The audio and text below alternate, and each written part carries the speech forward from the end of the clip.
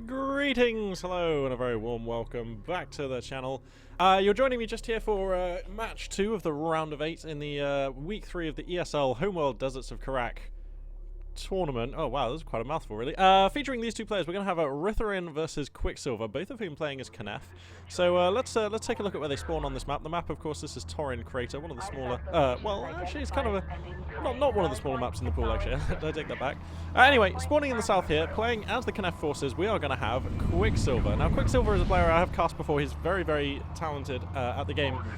He's one of those players who's definitely capable of giving someone like A-Gamer Ranks or Sparrow a run for their money. I've seen him play at a very, very high level, let's put it that way.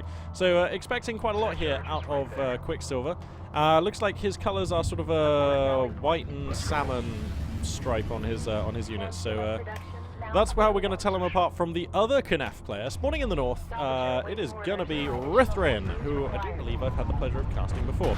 His units seem to have a sort of dark teal stripe, so that's how we can tell the difference. Now, both players seemingly moving their production cruisers... just Ritherin in the north, moving his production cruiser into a very macro position. Obviously, he's not going to be using it for aggression. He's also built additional salvages, has detonated the wreck, and is salvaging from this location. So, Ritherin here, looking to take a slightly more defensive stance. It's Quicksilver spawning in the south, who already has sand skimmers out on the field, and his production cruiser is moving out into an aggressive position on the map. So, looks like if there's going to be an attacker-defender situation here, it's going to be Quicksilver in the south who's going to be attacking against Ritherin here in the north.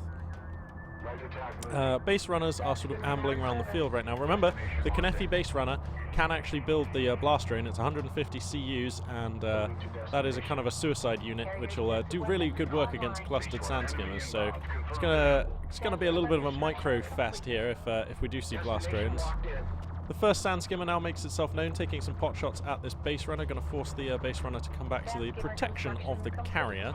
And I would imagine that sand skimmers are now going to start being produced here. Yep, sand skimmers now coming out here for Ritherin, so he's going to have the tools he needs to defend himself. Of course, the carrier itself amply armed to defend against sand skimmers too. And Quicksilver content right now just to leave his sand skimmers on either side of his opponent's base, provide that recon information. He has other sand skimmers out on the map, and his base runner looks like he's going to be grabbing an artifact shortly. Wow, look at the sand skimmer coverage here for Quicksilver. This is really good. The blue area, of course, is the area which he has sensor coverage of, and right now that covers all the relevant areas of the map. So Quicksilver here doing some really good scouting. Going to poke back in here with the sand skimmer just to be annoying.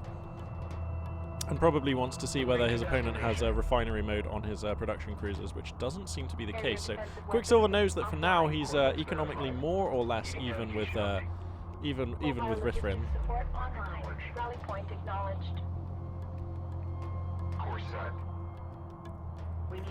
Oh, this is a reasonably tense opening here.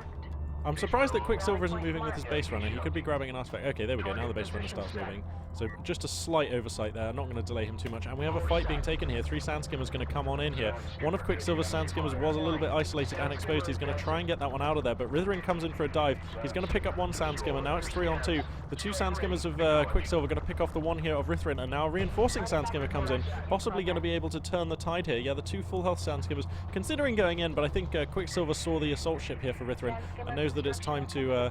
knows that it's best to call time on this assault, let's put it that way. So all of the sand skimmers going to give way. Assault ship's now out on the field, and I really hope, let's see, so Quicksilver has researched refinery mode for his production cruisers. He is now able to pull back the production cruiser and use it as an extra base if he wishes. Gonna lose a sand skimmer here in mid though.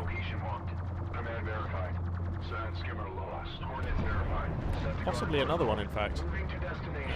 No, this one should be able to evade this assault ship. So, the early exchange is kind of going slightly awkwardly. Clearly, Quicksilver wants to pull his carrier away and use it as an offensive weapon. Oh, no, I think he must have accidentally moved it because he's now going to try and slide it back here. So I think he must have accidentally rallied that one across. Looks like his production cruiser is also rallied to come back to this second base location. So Quicksilver now transitioning into an economic style, but clearly it is Ritherin who's ahead right now. Ritherin with the, he's extracting artifacts, and he does have 4 assault ships out on the map already. His economical advantage is being made... hang on, what? Does he not have refinery mode? All of these harvesters are going back to his carrier. Why are these salvages going back to your carrier, mate? Eh? Okay, wow. So, okay, refinery mode, for whatever reason, has not finished for Rithrin. Maybe he was a little bit panicked by the early attack. Maybe he prioritized getting those assault ships out. For whatever reason, it does not appear that that refinery mode is available on his production cruisers. A little bit strange there. We'll have to see if this is part of, or if this is an oversight, and if it is, whether he recognizes it. I mean, he should do. Those salvagers are taking much longer to transport resources between the resource site and the carrier. But anyway, some Sandskim is going to come in a little bit too far here for Quicksilver. He probably is going to lose 2 of them. Whoa, now actually changing targets there. The assault ship thwarted by this sandy ridge here. Quicksilver securing an artifact just now, and it looks like Rithrin going to even the score very shortly. And the heavy railgun is out on the field already here for Quicksilver, so he has the counter with more coming out for these assault ships. Now let me just check. I believe that refinery mode is now completed. Yeah, refinery mode is completed for Rithrin. So it looks like he just wanted to prioritize getting these assault ships out. And I have to say, that actually seemingly has been worth it. These assault ships have brought him a measure of protection. They have shielded him from the early aggression of Quicksilver here. He does still have like 5 assault ships, 6 spread out in decent positions on the map right now. Sure, there are some railguns out for Quicksilver, but until those assault ships actually start dying, this is still looking pretty smart. Let's look at the sexy Kanefi assault ship. Yeah, what a beast. They're so awesome. Anyway. So we've got a second production cruiser moving out into the 3rd resource location here for Quicksilver, but there's a little run by coming in here. 1 assault ship and a base runner, which, remember, this can still produce blast drones. Going to come on in for a little poke here from Rithrin, and I have to say I like what I'm seeing. Actually, here comes a blast drone from Rithrin. Going to get sniped though by a heavy railgun. Nice try, but no cigar. And probably this Sandskimmer may well be destroyed here. Yep, the assault ship's powerful lasers, they're going to be enough to destroy the scout.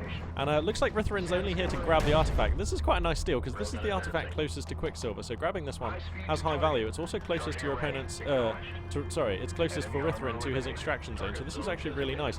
The railguns here, though, the heavy railguns here for Quicksilver may be able to pick off an assault ship or 2 if Rithrin's not paying attention, but he is actually getting this artifact out over here, so this whole fight pretty much going Rithrin's way, even if he loses here, which I can't see him doing. Looks like even a production cruiser, so the second production cruiser for Rithrin, going to be used in an aggressive role as opposed to Quicksilver, who's got his on a more defensive stance, taking up a resource base.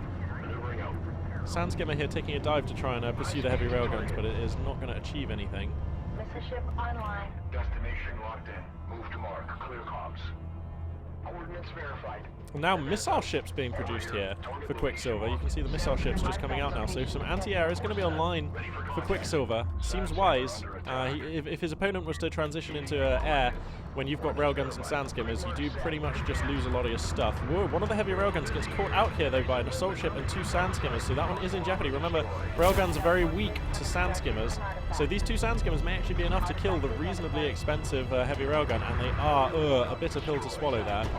This missile ship could use its barrage mode if Quicksilver fancies it to try and barrage down some of these sandskimmers. Oh, and here comes a pretty concise assault here for Rithrin, who's pushing in with a number of railguns here. He's got a couple of assault ships at the front as well, and a production cruiser backing this up. This means business then for Rithrin, who's pushing in here. And I don't think Quicksilver has the tools here to take this out. The railgun advantage goes to Rithrin. Boom! And with that, he's starting to pick down Quicksilver's railguns here. Brutal losses for Quicksilver. And this is kind of emergency stations here. The sandskimmers are unable to intervene because of these assault ships screening at the front. The missile ship needs to use its barrage. Oh, that would have been a lovely target for a barrage. Quicksilver actually missing the opportunity there to grab a barrage. Oh my god, he's just hemorrhaging units here. Getting absolutely just hunted down by this brutal railgun assault. The assault ships not actually firing yet, but doing such a good job of screening these fragile railguns. I think for Quicksilver, the best option might be to run these sandskimmers round the back here and get at the railguns perhaps, but it looks like Quicksilver's going to opt for a backstab here, and I like that choice as well, realizing he needs to inflict some damage to Rithrin to keep this game even. The carrier now, with some powering cruise missiles, starts laying shots out into the middle of this fleet here. But remember, these railguns will quickly damage the carrier, so Quicksilver's going to have to be careful here. Yeah, look at the amount of damage. That's just one salvo there. Oh! He needs more cruise missiles too. He needs to be firing the cruise missiles more often. The sandskimmers looks like they've come back, so no backstab. They have come back and they're now cleaning out the railguns. If you can just kill the railguns, the assault ships do very little damage to a carrier.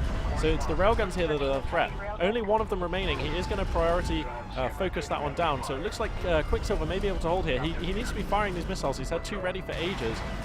He needs to be firing them constantly. Oh, and if you fire them, you always have to move your sand skimmers away. Oh, I made this mistake myself enough times to know how bad it can be. When you fire your missiles in, just bring your sand skimmers back, because the splash damage on the missiles is pretty big. So anyway, the carrier here for Quicksilver has sustained quite a lot of damage here. Getting some nice hits with those cruise missiles though.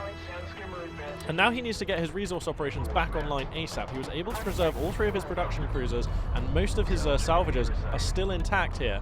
So if he puts one of his production cruisers here, I don't mind parking the carrier like here, because that way, imagine if your carrier is in this position, the cruise missiles have a range of like this location here, which covers 2 of the valuable passes as well as covering your resource operations. So having the carrier here, I do quite like. I think that's a really wise plan. By the way, behind this, both players have secured 2 artifacts, so that's totally relevant. Let's check the tech here. For Quicksilver. Okay, no tech incoming. He has diverted a lot of power into repairs here, so that CanF carrier is going to start regenerating its health quickly, which is going to be essential here. He's also managed to assemble 4 railguns as Quicksilver, and that's going to be useful in a fight. Whoa, he's being very ballsy sending them out here, though. A wing of sand skimmers. He has no scanning in the middle, no coverage, no recon. So these 4 railguns could just get picked down by like enemy railguns with recon, or just even sand skimmers. This is very risky, I think, this move out with the railguns, but he's not going to get punished for it. I mean, we know that because we've got observer mode, and those things aren't in the area. But anyway. Looks like the base runner here for Quicksilver going to be producing blast drones and retreating on the left flank here. Looks like actually Quicksilver wants to get the jump on this force, doesn't want to let it out so easily. The railgun's going to come in here and look for damage, and there's only 3 railguns here. Okay, so if Quicksilver he needs to prioritize the railguns. Okay, he gets 1. With 4 railguns, he can 1-hit his opponent's railguns. 2! That's fantastic work. He's going to get the 3rd one. This is brilliant. And now these railguns can just kite all day. This force here from Ritherin, very exposed. Uh-oh, another railgun is produced. Quicksilver needs to shut it down ASAP, and he's gonna do that. Looks like actually Quicksilver... Has he researched armored unit defenses? No, he hasn't. Okay. So if he researched armored unit defenses, I believe the railguns will... get additional armor, which means that they take at least 1 more hit to destroy in a railgun war. Very important that. Let's check the tech here for Quicksilver. So he is going for honor guard cruisers. This is so double bluffy. What? Nobody playing CanF goes for honor guard cruisers. It's all about the siege cruiser, you know, according to like standard what people do. But I really like the choice of the Honor Guard Cruiser. Like, the Honor Guard Cruiser is absolutely still viable when you're playing as CanF. Just because the Siege Cruiser is good does not mean that the Honor Guard Cruiser has no place. And I have to say, as good as the Siege Cruiser is, it's not actually that good in a heads-up fight. Like, sometimes it's devastating, but if your opponent spreads their units and keeps them moving, that Siege Cruiser is actually... can be borderline negligible in a heads-up fight. Whereas the Honor Guard Cruiser, you know, there's that railgun, you're never going to dodge that. And it also has its point defense guns, very useful against countering attacks from sand skimmers and keeping units back. As well as that, of course, the Honor Guard Cruiser you can research the anti-air upgrade for. So there's that too. So, but all I'm saying here is I like the Honor Guard Cruiser, and I like it even more because I think coming from CanF, it's going to be very unexpected. Everyone these days is just using siege cruisers. So now let's see. What is this unit? Siege cruisers are the weapon of choice here for Ritherin, and we do have the first siege cruiser moving out onto the field now. This game looks poised to be able to go into the mid and late game now. Well, I mean, we're in the mid game. Looks poised to be able to go to the late game. And it looks like trading railguns here, the 2 forces. Was that a railgun? Yeah, so trading railguns. But it's Quicksilver who comes out with the railgun lead. Oh, and he's just sniping the railguns as soon as they come out of the production cruiser here. This production cruiser will almost certainly be forfeit, taking brutal broadsides here in the flank. Another heavy railgun is produced. Quicksilver needs to choose a target and stick to it, though. His railgun's getting distracted here, and the lack of scouting, he has no sand skimmers harassing this position here. Oh, nice positioning on this railgun here to the south, but a little bit more recon would be nice here. He's going to trade another heavy railgun, I believe. Yeah, there's 2 carcasses there now of heavy railguns. He needs to just focus the production cruiser, because that's what's building more heavy railguns, which are pretty much the only thing that matter here. So, okay, yeah, with this many sand skimmers here, this fight's now over. The production cruiser and everything else here will be lost for Ritherin, so a fantastic pickup there for Quicksilver. Now, Ritherin managed to grab his 3rd artifact behind that, but Quicksilver is grabbing his third just now, so the scoreline will be even in just a second. And with the scoreline being even, let's take a look at the other factors. Ritheren's been mining off of 3 bases for slightly longer, but I actually prefer the composition and the forces for Quicksilver considerably, and they are now both mining off of the same number of bases. In fact, it's Quicksilver who's moving out with his carrier. He has 3 production cruisers sat at home doing all of the resourcing, so his carrier is free to come out for combat. Now Ritheren has what, 2 siege cruisers ready? 2 siege cruisers, but siege cruisers are actually very weak to honor guard cruisers, and they're also quite weak to railguns. So I think that Quicksilver, if he wants, this force could actually take a fight here. Ritheren needs some scouting actually, because I feel like Ritheren in about a minute's time is going to be in severe danger when this army comes home. There's an honor guard cruiser out, not another in construction, but power reserves for the Quicksilver's carrier are being researched. So when this attack hits, it's going to hit hard. The sand skimmers are just getting recon information for Quicksilver. He's been very good at that the whole game. He also has damage and armor researched for his sand skimmers, so it's quite the potent force. His carrier is at full health. Okay, now here comes a quick backstab here from Quicksilver. Let's watch as these sand skimmers come on in and see if they're able to pick up a production cruiser or just what exactly they're able to grab here. I'm amazed he's not focusing down these 2 sand skimmers. Oh, and this exposed railgun, that was a freebie. He's going to let that one get away, I think. He's just hell-bent on getting his production cruiser, but I don't think he's going to be able to get it, so I think a slight misjudgment there from Quicksilver. You always want to focus down your opponent's sand skimmers and heavy railguns in a situation like that, because the sand skimmers can erode your attacking force, and the heavy railgun takes only a moment to destroy and is worth a lot. So those would have been my priorities in that case. The production cruiser is armored enough and has enough health that it actually takes quite a long time to destroy. So anyway, is Quicksilver pressuring the right flank? Nearly. His attack is nearly down. He's lured all of the units away, so Quicksilver may be able to get a very quick carrier kill here. Looks like this base runner may not be able to secure an artifact. The indirect fire mode on these on this siege cruiser is being used. 3 siege cruisers, the count now for Ritheren, but he's taking this bait. I mean, this is really a distractionary force. The main army for Quicksilver is very much here. So by committing all of his army over to this side, remember siege cruisers are not fast, so Ritheren stands to be caught out here. Here comes a backstab of sand skimmers, immediately picking off one of the salvagers. The honor guard cruiser makes its presence felt. The cruise missile barrage is now coming down. Quicksilver, you're catching your own dudes with these cruise missiles. You've got to be careful with that. These cruise missiles landing very close to his own sand skimmers, but anyway, it shouldn't matter in the end. This many railguns with this honor guard cruiser, actually, there's no way, is there? There is no way Ritheren's army here is going to be able to get back in time, and Quicksilver's going to kill the carrier for the win. He even got that artifact actually, so it's 4-5, but I mean that is immaterial now. And a good win there for Quicksilver with a very nice bait and switch. Going to be able to take game 1 in this best of 3 series. Nicely done, nicely done. Cool. So. I will move on to Game 2 of this series pretty much immediately. So, see you all now. Greetings, hello, and welcome back to Game 2 of this best of 3 series between Ritheren and Quicksilver. It is a Canef versus Canef, or KVK I suppose if you like. The map is going to be the Boneyard, and the winner of Game 1 was Quicksilver, who did not look like he was ahead for the whole game by any means, but was able to turn the situation via some nice like deployment of forces around the map, basically smart decision making, and whoa, looks like Quicksilver has switched to playing Soban for this second game. Awesome. Okay. So anyway, yeah, game 1 was taken by Quicksilver, and he managed to lure all of Ritheren's army down to away from his carrier, and then come in for a rapid carrier kill, and that was the decisive move that ended the game. So anyway, different map, different teams. So spawning in the south, playing as the Soban forces, it is going to be Quicksilver, who is at the moment up 1-0. So if he can take this game, he's going to be progressing through to the semi-finals of Week 3 of the ESL Homeworld Deserts of Karak tournament. So, spawning in the north, playing as the Canef forces, it is going to be Ritheren, and he will have seen from the loading screen that his opponent has switched to playing Soban, so I imagine that the gears are turning there. He's thinking, okay, so why would you choose Soban?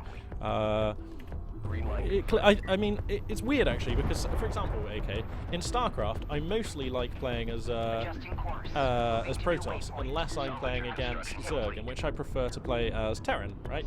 So it might be a similar thing with Quicksilver. He might prefer playing Canef generally, like they're his main race, but he doesn't like the mirror match very much, so maybe he likes to switch to Saban when he thinks it's going to be a KVK. Which is, I mean, possibly a questionable tactic. I mean, let's not forget he did win the first game, but it was close. It was a close victory, so I don't mind Oh, beautiful sunset. I don't mind the choice here to switch things up. And also, hey, it's Soban, and I have to say I have yet to have seen Soban do well on the channel or in the tournament. So here's hoping that Quicksilver can make Soban look pretty cool, because I'm sure that they're a viable and awesome team. It's just that nobody I've ever seen play as Soban, which is only like 3 games, has ever managed to survive the early game. And the key to playing Soban is you cannot underestimate. You have to go immediately into AAVs by the look of it here, because early aggression is slightly more effective against Soban than it is against other factions, because the Soban carrier, this beast here, actually has railgun turrets and not machine gun like Gatling turrets. So when your opponent comes in with a load of sand skimmers or LAVs, the railguns are actually pretty much useless against them, whereas, you know, normally your carrier would be able to defend itself. Now on the flip side, this means your carrier is much better in the mid and late game when you can put power into those railguns and just hoon away any armored units, which is, let's face it, most of the units in the game. It's just that with the Soban you very much have to get to that stage. If you can get to the mid game with a Soban carrier with a decent amount of power available to attribute into its systems, you can feel pretty smart, because your carrier is going to be quite the weapon of war. But you know, the payoff is that you do have this vulnerability in the early game. Seemingly though, Quicksilver wants nothing of this vulnerability. He's going straight into AAVs, and a chain of them is now beginning to move out onto the map, up to 2 AAVs just now, and a third one I believe just coming out of the carrier.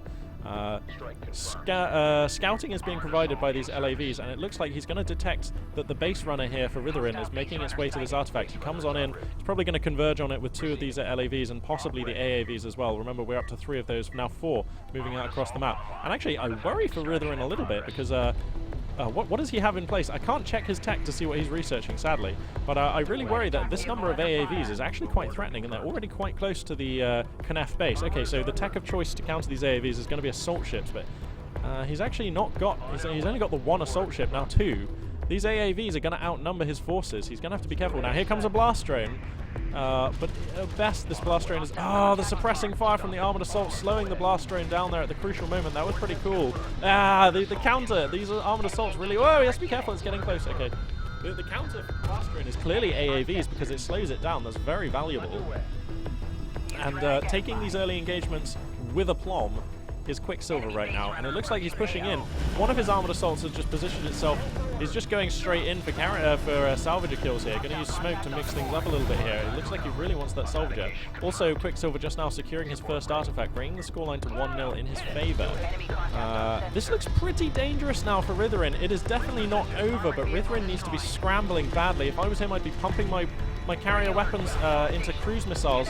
The turrets and missiles don't do that much against these armored assaults, and the armored assaults are also quite slow and predictable, so I find I'm usually able to bullseye targets if I put my power into cruise missiles. Whoa, Ritherin, buddy, you need to be responding. At least put your power into something here. Here come the assault ships, but okay, cruise missiles is the choice. The cruise missile system is coming online, and he's going to start blazing away with some of those missiles. No, he's not. Okay, sorry, the first missile is only just constructed. There we go. Now he can start firing them off. But this is a tense situation. 2 more assault ships coming across, and bear in mind, meanwhile, behind this, Quicksilver is making progress with the artifacts. He's mining off of like 1.5 bases, mining off of 1, long distance off the other. So the economic situation kind of favoring Ritherin right now, as long as he's able to hold this location. His production cruiser is there, and mobile refinery mode appears to be completed for it. And now these armored assaults actually looking a touch exposed here for Quicksilver. He's going to put down smoke in a nice position to enable these armored assaults to just crest this sound dune and get out of the line of fire for an instant. That's going to extend their durability. But make no mistake, these armored assaults are very much being hunted across the map right now. I feel like these other armored assaults... Okay, they're going to go for a backstab. Quicksilver had a choice there. Come in for a pincer attack on this group of units, or go for the backstab. I much prefer the backstab, because I think by the time they arrive to reinforce this unit, the forces of Ritherin would have just about dealt with these 3 armored assaults, and then you would have basically fed in another 2 armored assaults piecemeal into Ritherin's force. So I very much like the backstab. It's going to force Ritherin to pull away his salvagers. You can get a little bit of damage onto the production cruiser here, just kind of impact the economy there, and that is almost free. And now he can play this push me pull you game, where he's kind of like, and now he falls back. These armored assaults pushes in with these ones, and the forces of Ritherin here in the middle unable to really do much, and this game is fine. Stalling for time like this is fine for Quicksilver, who's getting artifacts, and it looks like he's gone for interceptors. A flight of interceptors is just now being launched. Sorry, strike fighters. is just now coming out. So strike fighters are inbound, and guess what? There's very little anti-air here. The Can-F carrier does not have anti-air, so the only anti-air is the production cruiser. Is that the only anti-air? Holy spoons, that's risky times then. And here come the strike fighters. Remember, these are more powerful against ground targets than the interceptors of the Galzian forces. So already chipping off one of the salvages nicely. So whilst that attack goes on, it looks like railguns were able to take care of one of the armored assaults on the right flank, as a second artifact is secured for Quicksilver, who's just pulling ahead bit by bit in this game, making the Soban forces look really good. Oh, getting some brutal splash damage onto those salvages. He's now killed 3 of the salvages here. Make that 5. Oh my god, that was, oh, Quicksilver. And I think with losing 5 salvages there, that may actually be GG. Only 4 salvages still remain for the Can-F player, and it looks like he's decided, Ritheran's decided that his only thing that he can do here is attack. I don't like this at all, because the strike fighters are going to rearm, refuel, come on out and hose down this army, because remember, the only anti-air is this production cruiser. I think that the choice had to be spam base runners and then build another production cruiser and try and macro your way out of this game. And I say spam base runners because base runners actually have pretty good anti-air. So I think that would have been my choice. I think this attack is utterly forlorn. I think the chances of success on this attack are in the like sub 5% region. Just because your opponent has air superiority, it's like even if they do well, that you're going to lose all this. Like you are resigning yourself to losing all this. And plus, do you really want to take on a Soban carrier with railguns with like 6 assault ships? Like, is that really what's going to happen here? Oh, I think we might be able to see Soban look pretty cool here as the carrier scrambles the strike fighters. Quicksilver looks all set here to take this fight. He's going to start focusing down the railguns. Oh, this is so nicely done. Watch the anti-air on this production cruiser, though. See how it is dackering down the aircraft here. But he takes out the railguns, and that's really all he needs to... Oh, look. Now the Soban carrier can be used in action here, in anger. See the blue railgun trails. Boof, just chipping into these assault ships. The railguns on this thing, rapid fire and pretty dangerous. There are also assault ships here to support. Is there anything else going on the other side of the map? No, I don't think so. Another production cruiser coming across the map to support, but that will be forlorn for sure. Smoke comes down in this location. Not quite sure why smoke was deployed here, but the Soban carrier here is going to be chasing. It is pissed, and it has power into 2 power into railguns and 2 power into railgun range. So he's going to be able to pursue this army for a little while here. Watch for the... There we go. There's the blue trails from the Soban railguns. Meanwhile, actually, a slightly awkward chase here. As all of the resources operations of Quicksilver actually being pursued away here. I didn't notice that until like just now. Okay, so the carrier is chasing the army, and the army is chasing the resources of Quicksilver. What? Okay, this is not how this should have gone at all. I feel like 3 assault ships doesn't do enough damage, and they're still firing, so you can just turn around here and fight. Like, I mean, just turn around. I think turn around, because all you can do is run into more trouble with your resources here. This is very strange from Quicksilver. I think I would have just turned around. This is far more risky running here. Wow, a targeting jammer is deployed here. I believe that's a Soban targeting jammer. So that prevents opposing units from using their weapons within its radius. So, but he's going to lose his support cruiser and the majority of his salvages. So somehow Ritheran has pulled this one out. What? And now there are 2 production cruisers here. So the anti-air is actually reasonable. The air superiority from Quicksilver, well, it's not air superiority anymore. It's just air units that are going to die to these units. And now his carrier is in a really awkward place. Like, this carrier has to retreat all the way back here if it wants to get back home. So it looks like he's going to throw the carrier onto the offensive. Loving the choice here from Quicksilver. Wow. I mean, this is... Place your bets, ladies and gentlemen. This game's opening. Okay, an assault cruiser finishes here for Quicksilver. That was the tech of choice, right? That surely has to do it, right?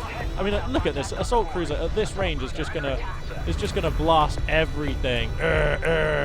Massive heavy fire from the assault cruiser, tearing massive holes in the army of Ritheran here. Has Ritheran got any additional tech coming out behind this? I can't tell.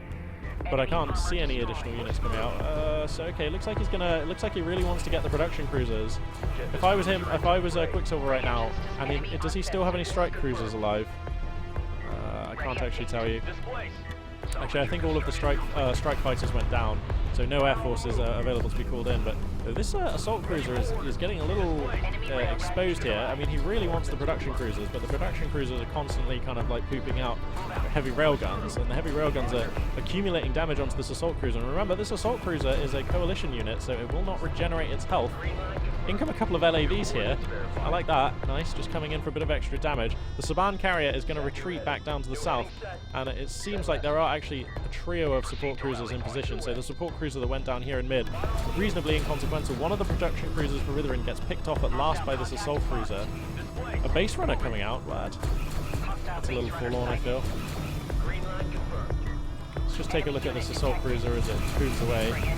It's got two giant double-barreled laser cannons on the roof here, so quite an intimidating unit for sure. Down goes the other production cruiser, down goes the base runner. In fact, that was a GG from Ritherin, and it is Quicksilver who's going to take this match 2-0, moving on to the semi-finals. So we've got a we've got a confirmed Knef player in the semi-finals, and now we've got a Knefi/Sabani in the mirror match maybe player in Quicksilver. So these semi-finals are shaping up to be quite interesting. Nice play there from Quicksilver. I think very nice play from Ritherin as well, actually. I think that the 2-0 doesn't necessarily reflect how close those games were. The first game, Ritherin definitely had the upper hand on Torin Crater for some time, and I feel like in this second game, Ritherin was basically out, put all of his forces into an all-in push across the middle of the map, and because of the positioning of that push, he was able to like chase the resources around the map, and that shouldn't have happened, but the way that it did happen meant that Ritherin actually kind of looked a little bit alive in that game for way longer than I thought he would have done. So you know, congratulations to Ritherin. I think if he keeps playing, keeps practicing, he could be quite a force to be reckoned with in this game. But I will now move on to the third match in the round of 8. So yeah, look to see that third match uploaded reasonably soon. Yeah, it'll probably be the next video on the channel. Till such time, Magpie842 signing out.